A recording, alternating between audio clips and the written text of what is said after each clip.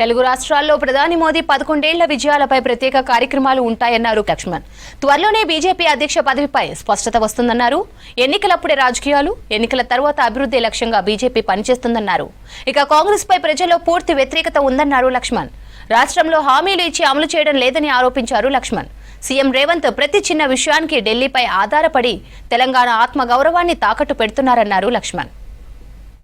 నరేంద్ర మోడీ గారు ప్రధానమంత్రిగా బాధ్యతలు స్వీకరించి 11 సంవత్సరాలు పూర్తిగా వస్తున్న సందర్భంలో దేశంలో మొదటి వ్యక్తి అత్యంత వెనుకబడ్డ సామాజిక వర్గానికి సంబంధించినటువంటి పేద కుటుంబంలో పుట్టిన వ్యక్తి వరుస క్రమంలో 3వసారి ప్రధానమంత్రి కావడం, భారతదేశాన్ని నంబర్ 1 గా తీర్చిదిద్దేటువంటి కృషి వారు చేస్తూ ప్రపంచంలోని ఒక ప్రధాన ఆర్థిక వ్యవస్థ భారతదేశంగా అవతరించడము, మోదీ గారు తీసుకునే ప్రతి నిర్ణయము, విధానము, అడుగు, ఆలోచన అన్నీ కూడా ఇండియా ఫస్ట్ మొదటి ప్రభుత్వం ఈ దేశంలో మోదీ గారి ప్రభుత్వం.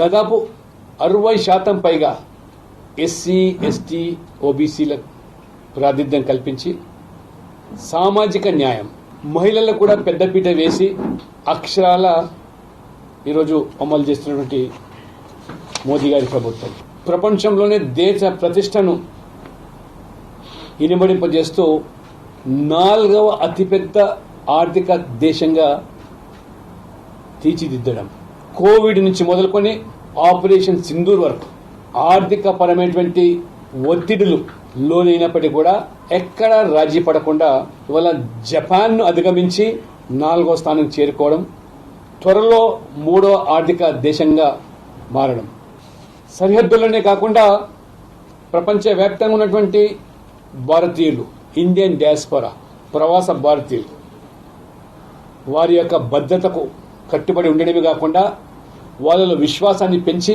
వాళ్ళందరూ కూడా ఇవాళ మేము భారతీయులమని గొప్పగా చాటి చెప్పుకునే రీతిలో మోదీ గారి యొక్క చర్యలు.